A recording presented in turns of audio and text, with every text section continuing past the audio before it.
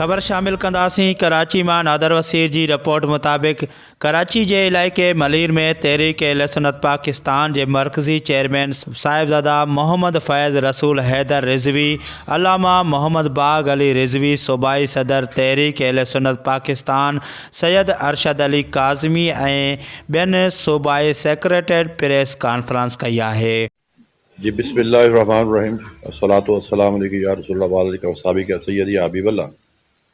आप तमाम print media और प्रेस के तमाम साफ़ी बरादरान, आपका शुक्रिया, आप तशरीफ़ लाए और आपने मौका दिया। उसके बाद हमारे सूबा सिंध के जनाब अरशद शाह साहब, आपके का आपका भी शुक्रिया, आपने ये मौका दिया कि अपने ख्यालात का इज़हार कर सकूँ। मौजूदा जो सूरत हाल मुल्की लिहाज पर जिस तरह है, चूँकि टाइम भी महदूद है, उस पर जो हमारी जो मजहबी जमातें हैं, उस पर कुछ सियासी जो किरदार है उसके कुछ थोड़ा सा फोकस करने के लिए आज हम बैठे हैं। तो इस पर यह है कि चूँकि बुनियादी तौर पे जो है इस्लाम में शरई लिहाज पे देखा जाए तो मजलिस शूरा का बाकायदा एक निज़ाम है, उसमें मशावरत है। तो इसके लिए उसको फोकस किया जाए तो बलदियाती निज़ाम जो है वो निचले दर्जे तक जो है वो सिस्टम जो है वो बहुत ज़रूरी है, उसकी अच्छी ज़रूरत है। और शाह साहब के वजह से हम गवर्नमेंट ऑफ सिंध से भी गुजारिश करेंगे कि अगर वो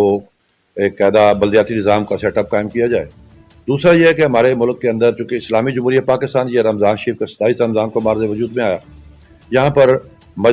जो हमारी जमात तहरीक अहले सुन्नत है उसका एक मुश्तरका लाहेमल के मुताबिक फैसला भी हुआ है कि इस्लामी ज़ियाती काउंसिल से कुछ अपील की जाए कि मुल्क के अंदर सूदी निज़ाम जो है उसको बाकायदा एक सियासी नारा ना रह जाए, बाकायदा वो इस्लामी ज़ियाती काउंसिल एक मीटिंग बुला के या कुछ अजलास बुला के उलमा से रवाबित के बाद ये सूदी निज़ाम से हमारे मुल्क को इससे निजात दिलाई जाए। तीसरा, जो आज हमारे मुल्क के अंदर सियासत के नाम पे एक दूसरे की पग उछाली जाती है, उससे इस तरफ सियासत जो है वो कहते हैं कि वो उस पर रास्ते होते हैं, एक दूसरे जमातों से बात भी की जाती है,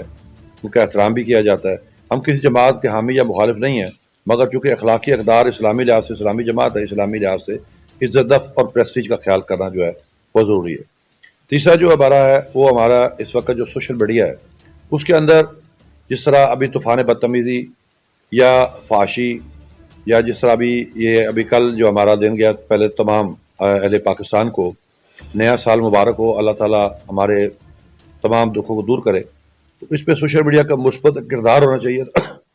और गवर्नमेंट को चाहिए कि सोशल मीडिया के लिए कुछ ख़ास एक्ट मुकर्रर करे।